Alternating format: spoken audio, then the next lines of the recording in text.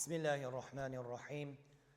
الحمد لله رب العالمين. الصلاة والسلام على رسولنا محمد الأمين.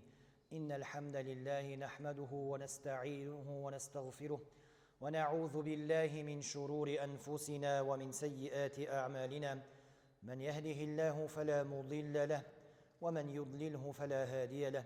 ونشهد أن لا إله إلا الله ونشهد أن محمدا عبده ورسوله صلى الله عليه وسلم وعلى آله وأصحابه الأجمعين ومن تبعهم بإحسان إلى يوم الدين. أما بعد. السلام عليكم ورحمة الله وبركاته.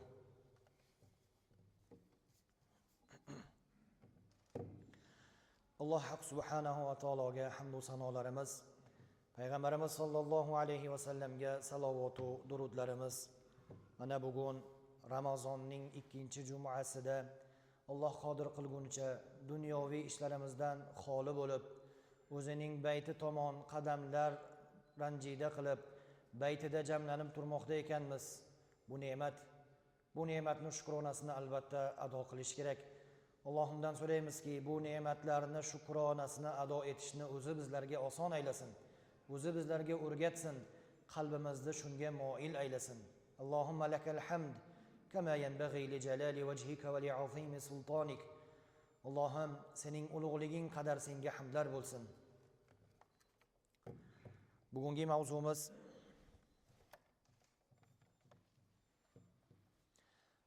mavzumiz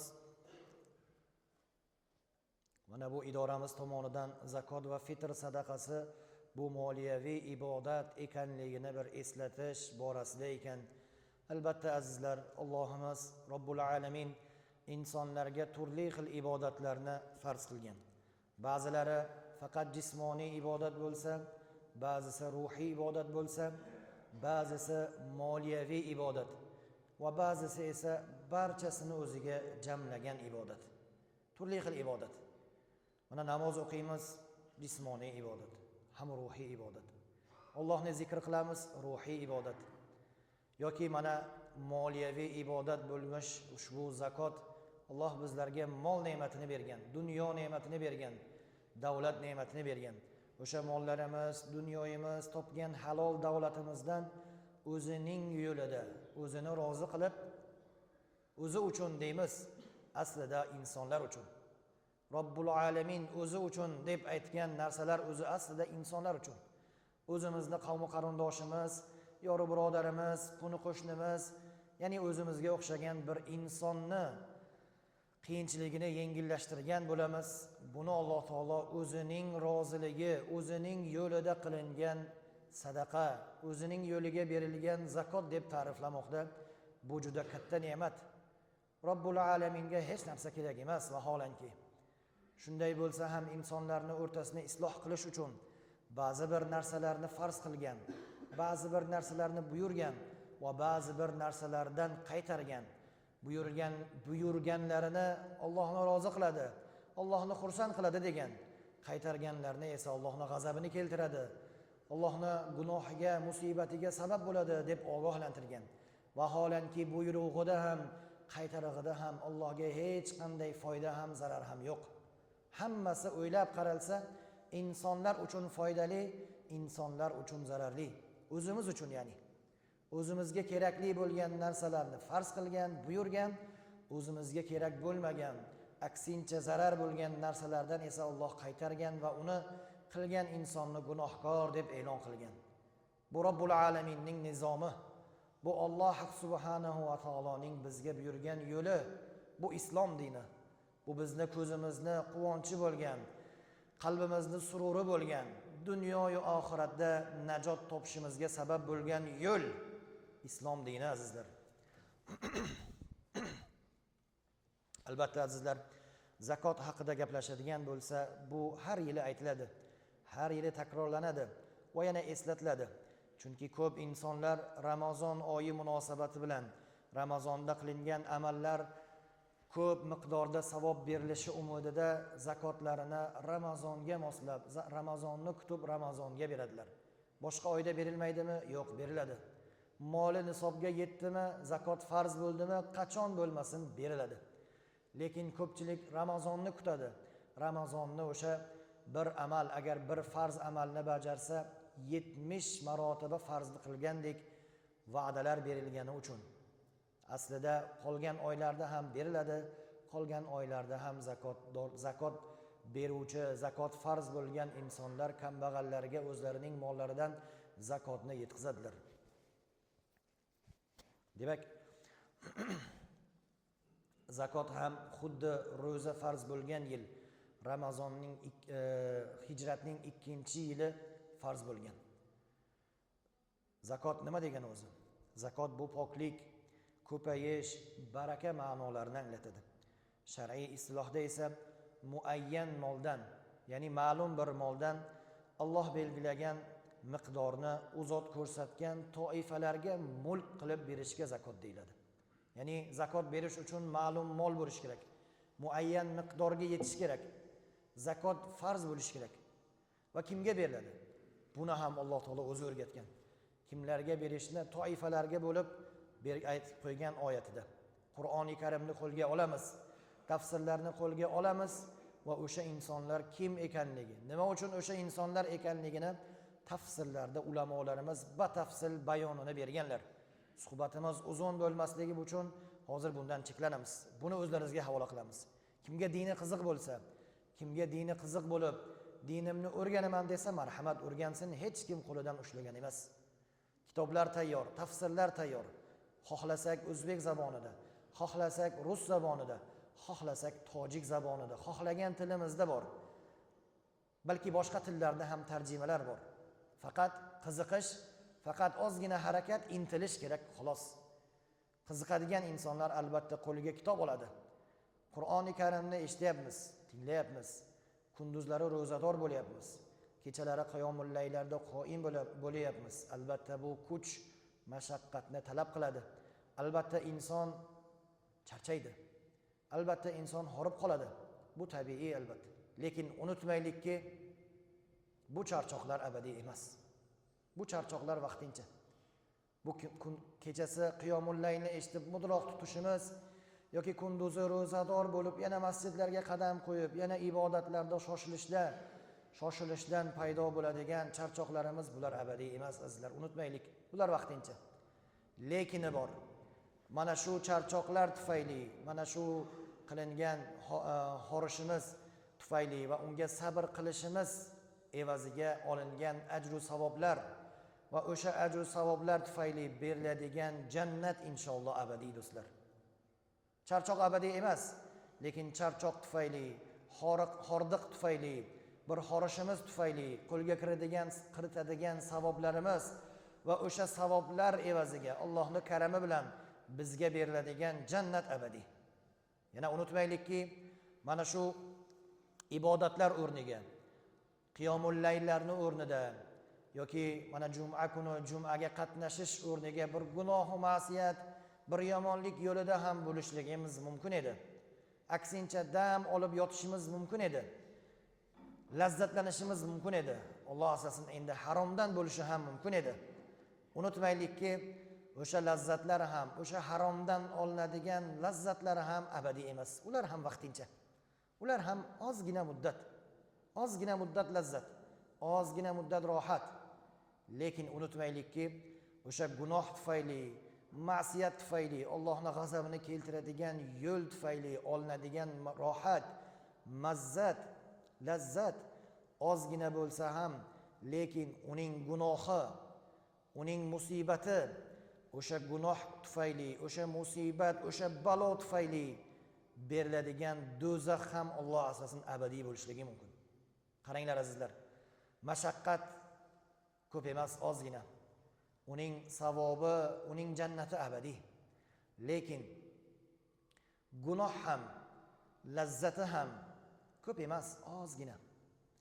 Lekin o'sha lazzat tufayli olinadigan gunoh va gunoh tufayli olinadigan do'zax esa abadiy. Alloh asrasin. Agar bir aqlli insonga taklif berilsa, sen tanlaysanmi, ixtiyor qilasanmi? Mana senga ozgina zarar, ozgina mashaqqat, undan keyin abadiy rohat, farog'at. Qaysi birini tanlaysan? Yana ikkinchi taraf bor. Senga lazzat bor, katta bir rohat bor. U ham ozgina o'zi aslida. Lekin undan keyin katta bir qiyinchilik, xorlik, do'zax bor deyilsa, aqlli inson, aqli bor joyida bo'lgan inson nimani tanlaydi? Mayli, hozir ozgina mashaqqat bo'lsin, keyin katta rohat bo'lsin, men shuni tanlayman deydi. Shuning uchun yoshligimizdan ilm o'rganamiz, kasb-u kor o'rganamiz. Nima uchun? Ertaga yoshimiz bir joyga yetib qolganda ilmimizdan baraka olaylik, kasbimizdan baraka olaylik deb. Lekin yoshligini sovurgan, yoshligida bir kasb-u korni ushlamagan, bir ilmni ushlamagan inson, Alloh asrasin, qaralik yillari kelganda, bir qo'lidan kuchi ketib qolganda esa munkillab qolganida bir xor bo'lib qolishligi ajab emas. Shuning uchun aqlli insonga berilsa, mayli ozgina mashaqqatni tanlayman, mayli ro'zador bo'lay, mayli och qolay, mayli chanqay, mayli qiyomul layllarda bellarim og'risin, bo'yinlarim og'risin, boshlarim og'risin, charchay, lekin kalomullohni eshitay, Alloh qodir qilguncha. Undan keyin abadiy rohat turgan ekan, men o'shani istayman deydi aqlli inson. Aqlsiz insonchi mayli kerak emas. U faqat burnining tagidagisini ko'radi, u yoqdagini ko'rmaydi. Mayli hozir rohat bo'lsin deydi. Mayli hozir bo'lsin deydi. O'g'irlik qiladimi, sudxo'rlik qiladimi, boshqa narsa qiladimi, hozirgisi qiziq unga. U yoqdagisi qiziq emas. Hozir rohatini olay bo'ldi deydi. U yoq bilan ishim yo'q deydi. U yoqni kim ko'rib ketdi deydi. Yo'q. Alloh bizlarga aql bergan. O'sha aqlni ishlatib, Alloh bizlarga iymon ne'matini bergan. Milliardlagan insonlar ichida bizlarga nasib qilgan. Iymoni yo'q insonlar qancha? Iymonlilarning ichida ham masjidda bo'lmagan, ibodatda bo'lmagan, Allohning yo'lida bo'lmaganlar qancha? Alloh bizlarni o'shalardan qilmadi. Milliardlagan insonlarning ichidan iymonlilardan qildi, tanladi. Va o'sha iymonlilardan ham masjidiga qadam qo'yadigan, Qur'oniga quloq tutadigan, amru ma'ruf nahiy munkarlarga quloq tutadigan va amal qiladigan, Qur'onni eshitib, o'rganib, o'zi o'rganib, amal qilib, undan keyingilarga ham o'rgatadiganlardan qildi. Allohga hamdlar. Aytyapmiz-ku, azizlar, Allohning bizni ustimizga shu darajada ko'p ne'matlari borki, uni sanab sanoga yeta olmaymiz.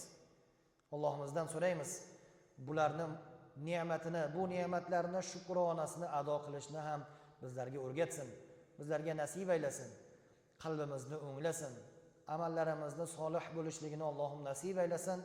Bizdan faqatgina ixtiyor. Biz tanlasak, ozgina harakat qilsak bo'ldi. Alloh taolo o'zi muhayyo qilib qo'yadi. Faqat biz o'sha qalbimizni o'z o'rniga ishlatib, yaxshi yo'lni tanlab, yaxshi yo'lga moil bo'lib, iymon yo'liga hamroh bo'lib, Allohdan so'rab, ozgina bizdan talab qilingan narsani joyiga keltirsak bo'ldi azizlar. Alloh taolo o'zi oson qilib, o'zi bu yog'ini chiroyli qilib qo'yishga qodir zot va qiladi ham. Demak azizlar, zakot borasida gaplashadigan bo'lsak, Alloh taolo Qur'oni Karimda 32 joyida zakotni zikr qilgan. Zakotni beringlar degan mazmunda zikr qilgan. Shundan 28 ta o'rinda zakot bilan birgalikda namozni zikr qilgan. Ya'ni qanday? Boshqa oyatlarda va atuz zakat, zakotni beringlar deb aytgan bo'lsa, buyurgan bo'lsa, 28 ta oyatda zakot bilan birgalikda namozni birga keltirgan. Birinchi aqimus solah va atuz zakah degan. Ya'ni namozni qoim qilinglar va zakotni beringlar deb marhamat qilgan. Demak, namoz bilan zakot birgalikda qilinadigan narsa. Demak, zakotdan oldin ham nima turar ekan? Namoz turar ekan. Demak, namoz o'qimasdan boshqa ibodatlarni qilishda go'yoki mantiqsizlik bor. Qilsa ajr oladi, lekin va'da qilinganidek emas. Nima degani bu? Albatta, namozni joyiga qo'yib, undan keyin boshqa ibodatlarni ham joyiga qo'yish kerak ekan. Demak, ibodatlarning gul toji namoz ekan. Namozdan so'ralar ekan inson birinchi bo'lib, undan keyin qolganlaridan. Undan keyin qolganlari qodir bo'lgunicha. Namozda qaranglar azizlar, inson kasal bo'lsa ham namoz o'qiydi, yotgan holatda bo'lsa ham namoz o'qiydi, tahorat qilishga qodir bo'lmasa, Allohning yengilligi bu. Tayammum qil deydi. Turib o'qolmasang o'tirib o'qi deydi. O'tirib o'qolmasang yotib o'qi deydi. Xullas o'qi deydi. Sajda qila olmasang imo ishora bilan o'qi deydi. Alloh qabul qiladi deydi.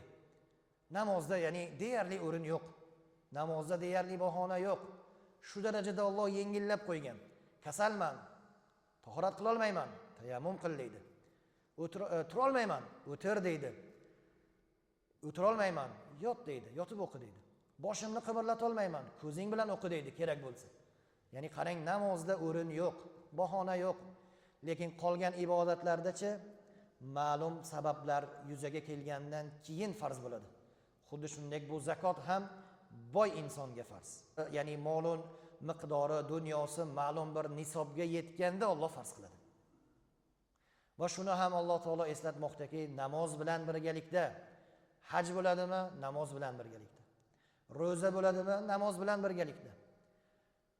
Qolgan yaxshiliklar ham bo'ladimi? Namoz bilan birgalikda. Namozsiz emas. Mu'min inson namozsiz ayro emas. Mu'min musulmonni namozsiz tushunib bo'lmaydi. Tasavvur qilib bo'lmaydi. Mu'min ekan u, namoz o'qimaskan. Bo'lmaydi azizlar. U mu'minligiga qarasin. Men mu'minman deyapti, xuddiki oq xalatni, oq narsani kiygizib qo'ygan, shifokorman deyapti. Lekin so'rab surishtirsangiz, bitta qon bosimini ham o'lchashni ham bilmaydi. Seni kiygan oq xalatingga demaydimi eshitgan inson? Xuddi shuningdek mu'minman deyapti, katta gaplar, lekin qarasangiz amal yo'q, ibodat yo'q, namoz yo'q, ro'za yo'q, zakot yo'q, haj yo'q. Seni mu'minligingga demaydimi eshitgan odam? Alloh asrasin. Demak azizlar, mu'minni namozsiz tasavvur qilib bo'lmaydi. Demak azizlar, Qur'oni Karimning 28 ta o'rinida Alloh subhanahu va taolo namoz bilan birgalikda zakotni nomga olgan. Aqimus solah va atuz zakat. Namozni o'qinglar emas, namozni to'ka-to'lis holatda ado etinglar. Shunchaki o'qinglar emas, namozni ado etinglar. Bu katta ma'no. Bu sizlar o'zlaringiz namozda bo'lib, xushlaringiz bir qayoqda bo'lsin emas. O'zing ham, xushing ham, aqling ham, iymoning ham bor diqqat markazing namozda bo'lsin degani. Jisming ham hammasi namozda bo'lsin degani. Ado etish, barpo qilish degani bu. Barpo qilish nima degani? Tikka oyoqqa qo'yish. Mana bir imoratni barpo qilish uchun betoni quriladi. Undan tagi mustahkamlanadi birinchi. Undan keyin beton qo'yiladi. Undan keyin g'ishtlar bilanmi yoki boshqa narsalar bilan uni mustahkamlab, undan keyin bezaklari qilinadi. Ana endi bino barpo bo'ldi deyiladi. U chirigan, u muragan bo'lsa, tagi mustahkam bo'lmasa, ustida biz uni qancha og'ir yukni qo'yadigan bo'lsak, nima bo'ladi? Qulab tushadi. Mana biz bino qurdik, bino barpo etdik degan narsamiz tap etib yiqiladi. Demak, u barpo bo'lmagan bo'ladi. Chunki tagi mustahkam emas. Xuddi shuningdek Alloh ham namozni barpo qilinglar demoqda. Ya'ni to'la to'kis holatda ado qilinglar. Tagini ham mustahkam qilinglar, ustini ham mustahkam qilinglar deb Alloh taolo marhamat qilmoqda. Alloh taolo zakotning berilishi haqida yana bir oyatda aytadiki: "Khudh min amwalihim sadaqatan tutahhiruhum va tuzakkihim biha." Ularning mol-mulklaridan u sababli ularni poklashingiz va tozalashingiz uchun sadaqa oling. Ya'ni Alloh taolo buyuryaptiki, ularni o'zlarining mol-mulklaridan o'zlarining mol-mulklarini tozalash va ularga baraka kiritish uchun sadaqalar oling deb Alloh taolo payg'ambarimizga buyurgan. Qaranglar azizlar. Demak, inson zakotga agar qodir bo'lsa, ya'ni zakot uning ustiga farz bo'lgan bo'lsa, zakot beradi. Nima uchun? Birinchidan molini tozalaydi. Birinchidan o'zining molini tozalaydi. Nimadan tozalaydi? Bir bechora, bir kambag'al, bir faqir, bir miskinni uning moliga kirib qolgan haqqidan tozalaydi. Undan keyinchi, undan keyin moliga baraka kiritgan bo'ladi. Qaranglar, birinchi moliga baraka kiritgan bo'lmaydi. Birinchi molini tozalagan bo'ladi. Uning moliga harom, bunday qarasak, harom aralashgan bo'ladi. Ya'ni qanday harom? O'zi toza u, halol u. Ya'ni birovning haqqi aralashgan bo'ladi. Qanaqasiga? O'zi ishlab topgan mol bo'lsa ham Ha, o'zi ishlab topgan, o'zi ter to'kib topgan molidan agar ma'lum miqdorga yetsa, Alloh taolo farz qilib qo'ygan bir kambag'alni haqqini uni moliga kiritib qo'ygan. Endi uni tozalash kerak. Qanday tozalaydi? O'sha moldan bir qismini ajratib o'sha kambag'alga berish bilan, o'sha faqirga, o'sha miskinga berish bilan tozalaydi. Birinchi navbatda molini tozalagan bo'ladi. Undan keyin baraka bo'ladi. Undan keyin foyda, undan keyin moli qo'riqlanadi, moli himoyalanadi turli balo ofatlardan. Ular keyingi narsalar. Birinchisi nima ekan? Birinchisi tozalagan bo'lar ekan. Demak, zakot beruvchi unday olib qarasak, birinchi yaxshilikni o'ziga qilgan bo'lar ekan. Ana u kambag'alga emas, ana u bergan bechoraga emas. Birinchi zakot beruvchi o'ziga yaxshilik qilgan bo'lar ekan, o'zini qutqargan bo'lar ekan. Uni kambag'allikdan qutqargan emas, ular keyingi darajali. Birinchi navbatda o'zini qutqargan, o'zini xoli qilgan, o'zini poklagan bo'lar ekan. Keyingi narsalar ular keyingi darajalilar va bular sanasak sanoga yetmaydi.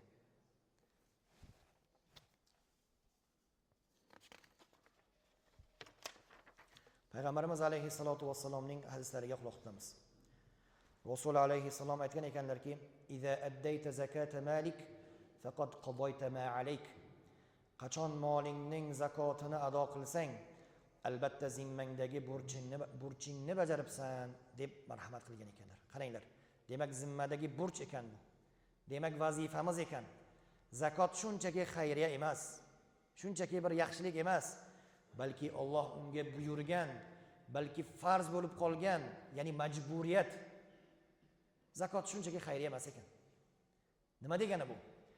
Zakotdan boshqa vaqtda agar boylar yaxshilik qilsalar, ihson qilsalar, o'zlariga yaxshi. Yaxshi bu. Bu xayr ihson deyiladi. Agar qilmasa-chi, qilmasa ja gunohkor bo'lmasa ham, lekin xasis bu xasis boy bu deyilishi mumkin. Endi zakotni-chi? Zakotga endi yo'l yo'q. Zakotni faqat berish bilan ado qiladi. Endi zakotni bermasa albatta gunohkor bo'ladi. Endi zakotdan yuz o'girsa albatta unga qarshi turiladi. Hattoki mana Abu Bakr roziyallohu anhu ham payg'ambarimiz vafotlaridan keyin riddat urushlarini olib borganlar. Tarixda eshitganmiz. Nima degani bu? Murtadlik urushi degani. Insonlar murtad bo'lganlar, dindan qaytganlar. Nima deganlar? Endi degan payg'ambar o'rtamizda hayot bo'lganida biz zakotni berardik. Endi payg'ambar o'tgandan keyin zakot bermaymiz endi deb bosh o'girganlar. Abu Bakr roziyallohu anhu katta qo'shin bilan ularni oldini olganlar, bir katta fitnadan saqlab qolganlar. Tarixda bu riddat urushlari deb nom qoldirgan. Ya'ni murtadlik urushlari. Murtad nima degani? Murtad dindan qaytgan degani. Ular aytgan, yo'q, namozni o'qiymiz, mayli, ro'za tutamiz, mayli, lekin zakot bermaymiz degan. Dinni bitta ustunini inkor qilgan. Dinni bitta ustunini inkor qildimi, u murtad bo'ladi, dindan qaytgan bo'ladi. O'shalarga qarshi Abu Bakr roziyallohu anhu urush olib borganlar. Katta urush bo'lgan. Demak, azizlar, xulosamizni mana shundan chiqarishligimiz mumkin.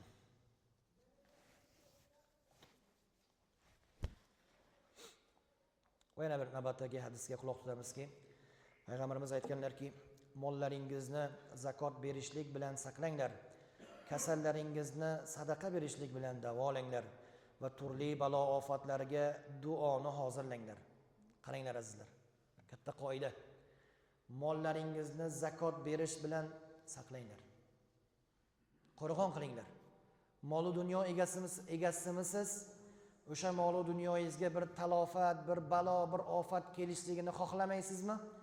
Zakotni bering, saqlagan bo'lasiz. Endi ikkinchisi, kasallaringiz bormi, bemorlaringiz bormi, uning nomidan sadaqa chiqarib, bir kambag'alga, bir nochorga bir yaxshilik qiling, kasalingizga davo bo'ladi, shifo bo'ladi. O'zingiz kasal bo'lsangiz balkim. Endi kelajakdan bir balo, bir ofat kelishligidan xavfsirayapsizlarmi, qo'rqyapsizlarmi? Duoni hozir qilinglar. Doimo duo qiling, duoda bo'linglar, Allohdan ofiyat so'ranglar. Osmonimizni musaffo qil deb duo qilinglar. Bizlarni ustimizda rahbar bo'lganlarni qalbini och.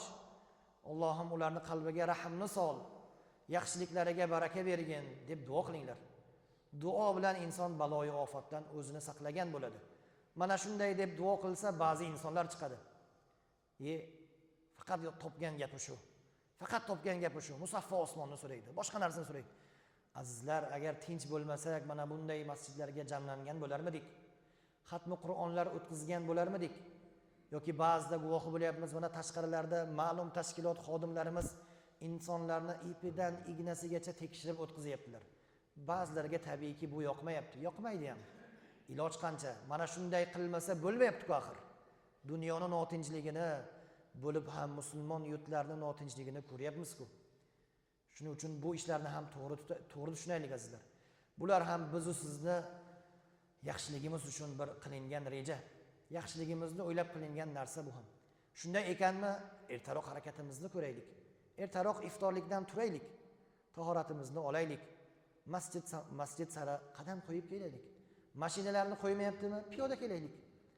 Yaqinroq joyga qo'yaylikda, aynan shu taqab devorni tagiga qo'yishimiz shart emas azizlar. Ozgina piyoda yursak ham savob bo'ladi. Bundan tashqari hech narsa qilmaydi. Yoshi kattalarimizni endi tushunamiz endi. Ular uchun emas bu gaplar. Bu gaplar yoshlar uchun. Belida quvvati bor, ursa tog'ni talqon qiladigan jasadi borlar uchun. Piyoda kelsa hech narsa qilmaydi. Ertaroq kelgan bo'ladi, ertaroq kirgan bo'ladi. Uzun navbatga sabab bo'lmagan bo'ladi. Yana mana bu yerda imom ma'ruza qilayotganda iltimos, faloncha raqamli avtomobil sohibi mashinangizni olib qo'ying deb yalanishiga, mavzuni buzishiga sabab bo'lmagan bo'ladi azizlar. Har safar aytilyapti, yana aytiladi. Eslatamiz, chunki inson unutuvchi. Unutib qo'yamiz ba'zida. Ba'zida qasddan qilamiz. Alloh asrasin bundan. Unutganga gunoh emas, lekin qasddan bilib turib ustiga qilganga endi u gunoh bo'ladi azizlar. Buni o'ylab qo'yaylik. Yana azizlar, hadisga quloq tutamiz. Afsuski, ba'zilar mol dunyoga ega bo'lgunlaricha zakotni o'z vaqtida ado etishni qayta-qayta takrorlashdan charchamaydilar. Lekin mol mulkka ega bo'lganlaridan keyin zakot berishdan bosh tortib baxillik qiladilar. Shayton zakot beruvchi kishiga go'yo molini 40 dan 1 bersa, moli ozayib ketadigandek vasvasa qiladi. Biroq molni faqirga berish bilan mol hargiz kamaymaydi. Balki egasi o'ylamagan tomondan Alloh taolo molni ziyoda qiladi. Bunga quyidagi hadis dalil. Payg'ambar alayhisolatu vassalom Imom Termiziy bobomiz rivoyat qilgan hadisda aytadilarki: "Ma naqasa malun min sadaqatin qattu." Mol va mulk sadaqa qilish bilan zinhor kamaymaydi. Bu va'da bu azizlar. Demak, berish bilan, nafaqa qilish bilan, zakot berish bilan, ya'ni berish bilan mol va dunyo kamaymaydi. Bu matematik hisob-kitobga teskari-ku. Matematik olsak agar, arifmetik hisob-kitobda olsak, bir narsadan bir narsani ayirsak kamayadi-ku. Mana shu arifmetik hisob-kitob mol va dunyoga ish bermaydi. Chunki bu hisob-kitobni joriy qilgan Alloh boshqachasini ham joriy qilib qo'yishga qodir zot. Sahobalar aytar ekanlar: Islom kelgunicha biz mol jamlashni, mol orttirishni to'da qilishga, ya'ni jamlashda deb bilardik. Qancha ko'p jamlasak, shuncha boy bo'lar ekanmiz deb o'ylardik. Lekin islom keldi bizga o'rgatdiki, boy bo'lish bu jamlashda emas, balki tarqatishda ekanligini o'rgatdi. Ya'ni qancha bersak, shuncha boy bo'lishimizni biz angladik, islom bilan angladik deb aytgan ekanlar. Biz ham xuddi shunday, mana shu holatda shundaymiz. Ulug' ulamolarimiz aytadilarki, qaysi diyorlarda, qaysi jamiyatda agar zakot o'z o'rniga berilsa, o'sha jamiyatda kambag'al qolmaydi. O'sha jamiyatda faqir inson qolmaydi. Kambag'alliklar tarqalgan bo'lmaydi. Endi qaysi jamiyatdaki zakot berilmasa, zakot o'z o'rniga yetib bormasa, sohibiga berilmasa, ana shu jamiyatda kambag'allar, nochorlar ko'p bo'ladi deb aytadilar. Bu Alloh joriy qilgan narsa. Alloh taolo bandalarni yaratganmi, ularni o'rtasida qanday isloh qilishni ham juda yaxshi biluvchi zot va qilib qo'ygan. Amal qilsa bo'ldi. Kambag'allarni qisqartirish uchun qanday ishlar hozir olib borilyapti. Hukumat darajasida hattoki. Buning formulasi oddiy. Nima ekan? Zakotni berish va o'z o'rniga berish, haqdoriga berish. Haqli bo'lmaganga emas. Haqdorga bersa, birinchidan zakot berilsa, joyiga berilsa, bo'ldi, kambag'allik qisqaradi. ko'p boshni og'ritish ham kerak emas o'zi aslida. Demak azizlar, bu yilgi hisob-kitob O'zbekiston musulmonlari idorasidan aytilgan nisoblarni aytib o'tamiz. Demak, Fatvo markazining milodiy 2026-yil hijriy 1447-yilgi Ramazon oyi uchun zakot nisobi, fitr sadaqasi va fidya miqdori bo'yicha qarori qabul qilindi. Unga ko'ra zakot nisobi bilamiz 85 gram oltindan hisoblanadi. 85 gram 585 probali oltinning qiymatidan kelib chiqib 100 million so'm deb belgilandi. Demak, ortiqcha 100 million so'm jamlab qo'ygan inson boy bo'ladi, undan zakot berishligi farz bo'ladi. Qancha miqdorini? 40 dan birini. Bu qancha? Bu 2,5%, ya'ni 2,5% deymiz agar hisob foiz oladigan bo'lsak. Bu nima degani? Bu 100 million so'mdan bor yo'g'i 2,5 million so'm degani. 200 milliondan esa 2 barobar 5 million so'm bo'ladi. Ketaveradi bu yog'i. Demak, eng oz miqdori 100 million so'm ekan. Bu yilgi hisob-kitob va O'zbekiston yurtdoshlari, O'zbekiston vatandoshlari uchun. Yana fitr sadaqasi. 2 kilogram bug'doy yoki uning qiymati 10 ming so'm. 2 kilogram bug'doy uni yoki uning qiymati 12 ming so'm. 4 kilogram arpa yoki uning qiymati 20 ming so'm. 2 kilogram mayiz yoki uning qiymati 110 ming so'm. 4 kilo xurmo yoki uning qiymati 200 ming so'm deb belgilandi. Bu fitr sadaqasi.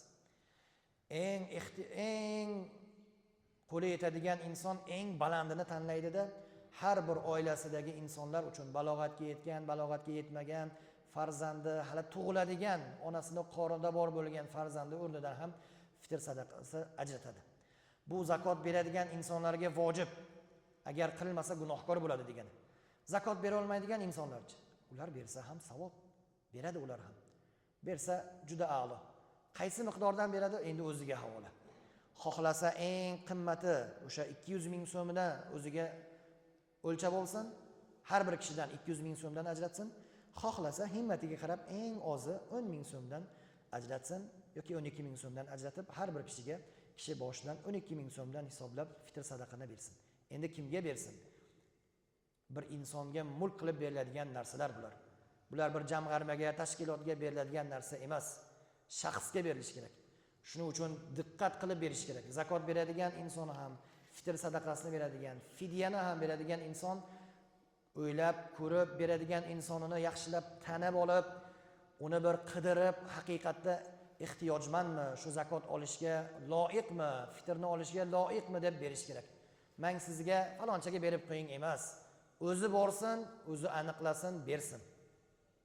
Mana shunda o'z o'rniga borgan bo'ladi. Buni nima uchun aytyapmiz? Mana hozir ijtimoiy tarmoqlarda turli xil da'vatlar bilan faloncha joyga olib beramiz, faloncha tolibi ilmlarga olib beramiz, faloncha kambag'allarga beriladi, boshqa yurtlarga beriladi deyilib pullar jamlanyapti-da, Xudo biladi, u Alloh biladi, balki bu joyga emas, balki boshqa bir jangarilarning qo'liga ham yetib borishi ajab emas azizlar. Bo'lyapti ham, guvohi ham bo'lyapmiz bu narsani. Qolaversa azizlar, fiqhiy kitoblarimizda shunday ma'lumotlar bor. Agar o'zi yashab turgan diyorda kambag'allar, zakotni olishga qodir bo'lgan insonlar bo'la turib, boshqa diyordagi insonlarga zakot berish bu makruh, yaxshi emas deganlar. Agar topib haqdor bo'lsa berilsa yaxshi, lekin bilmagan holatda ayb bunga berdim-ku, olib beradi-da deb o'zidan soqit qilib, bunga berdim-ku deyilib, Xudo biladi u qo'liga borib yetadimi, yo'qmi? Mana shuni oldini olish uchun ham mujtahid ulamolarimiz bu ishni makruh deganlar, ya'ni yaxshi emas deganlar. Demak, nimadan boshlanadi? O'zining qarindoshidan birinchi boshlanadi. Qavmi qarindoshiga qaraladi. Qana zakotga loyiq inson bormi, yo'qmi? Yo'q bo'lsa, uni qo'shnisidan boshlanadi. Yo'q bo'lsa, mahalla guzardan boshlanadi. Shahardan, atrofdan qidiriladi. Agar topilmasa, undan keyin boshqa diyorga olib borilsa, endi bunga hech qanday bir haraj yo'q. Fidya ham azizlar mana shu fitr sadaqasidan beriladi. Fidya ham, ya'ni fidyani bilamiz. Fidya kim fidya beradi? Faqat 2 kishigina. Qolgan insonlar emas. Fidya nima degani? ro'za tutishga qodir bo'lmagan inson bir oyni hisoblab fidya hisobini chiqaradi. Ular kim u ro'za tutishga qodir bo'lmagan inson? Faqatgina ikkita toifa. Bittasi qarib qolgan, juda ham qarilik yetgan, unga ro'za tuta olmaydi. Nima qiladi? Ro'za tutmaydi-da, o'sha 30 kun Ramazonni hisoblab fidya beradi. Qancha? Fidya nisobi ham mana shu fitr nisobiga o'xshash. Xohlasa eng oz miqdorini tanlasin, xohlasa eng ko'p miqdorini tanlasin. Bu imkoniyatiga qarab. Bu birinchi toifa. Ikkinchi toifa kim? Surunkali kasal bo'lgan. Tuzalishiga nima yo'q, ishonch yo'q. Tuzalishiga umid yo'q. Bu tuzalmasa kerak, tuzalmasa ham kerak deb o'ylaydi. Lekin men tuzalaman, tuzalashim aniq, davolanyapman axir degan imkoniyati bo'lsa unga emas. Tuzalishiga umid bo'lmagan, xasta bo'lib yotib qolgan insonga ro'za endi farz emas, unga fidya beriladi uning nomidan, o'zi beradi, o'zi bera olmasa atrofdagilar uning nomidan fidyasini beradi. Inshaalloh ro'za tutganlik savobini oladi biiznillah. Faqat mana shu ikki toifa, qolganlar emas. Qolganlar, tutolmayman men, og'rinyapman, mazam bo'lmayapti, charchab qolyapman, yarolmayman men, qilib ko'rmaganman hech. Bu gaplar o'tmaydi. Ro'za tutmaslik uchun yo qarib munkillagan chol bo'lish kerak, yoki davosi yo'q kasal bo'lish kerak. Davosi yo'q kasalmi? Tutmasin. Qarib qolgan endi qariyami, cholmi endi uzrli endi tutmasin. Lekin to'rt buchali but bo'lib bahona qidirmasin. Bahona qidirsa o'sha bahonani Alloh paydo qilib qo'yadi. Men kasalman deb kasal bo'lmagan inson kasalman deb yursin, kasallikni beradi Alloh. Shuning uchun nima qilsin? Doimo yaxshilikni istasin, yaxshi so'zlarni gapirsin, yaxshi niyatni qilsinki Alloh unga yaxshilikni bersin, yaxshilardan qilsin. Zakot beradigan boylardan qilsin. Qo'li ochiq saxiylardan qilsin. Duo qilamiz. Ya Robbal alamin. Bugungi duolar qabul bo'ladigan ro'za og'izlarda, juma soatlarida duoda qo'l ko'taryapmiz. Mana bu yerda nomi yozilgan, yozilmagan bir qancha insonlar bor. Tashqarilarda, ichkarilarda turgan, farzand talabida turgan, kasb-kor ilinjida turgan, qarzdor bo'lgan, juft talabida, juftini haqqiga duoda bo'ladigan, ota-onasini haqqiga duoda bo'ladigan, o'tganlarini haqqiga duoda bo'ladigan, shifo talabda bo'lgan, safarga chiqmoqchi, chiqadigan, chiqqanlarini haqqiga duoda bo'ladigan, xullas bir qancha insonlar duo qilib qalbidan o'tkazib turmoqda. Allohim sen o'zing guvohsan. Bu qalbdagi narsalarni tilga aytsak-da, tilga chiqarsak-da, chiqarmasak-da o'zing guvohsan. Hammamizni qalbimizga o'tgan yo'ri birodarlarimiz, duo ilinjida bo'lganlarni Allohim mushkullarni ravo aylagin. Bemorlariga shifo bergin. Musibat tushganlarni musibatlarini aritgin. Farzand talabida bo'lgan, juft talabida bo'lgan, ilm talabida bo'lgan, kasb-kor talabida bo'lgan, iymoni islom so'rayotgan, hidoyatni so'rayotgan barchalariga Allohim o'zing so'rayotganlarini dunyo va oxiratda eng yaxshisini, eng munosibini Allohim ravo aylagin. Allohumma salli va sallim va barik ala Muhammad bi rahmatika ya arhamar rohim.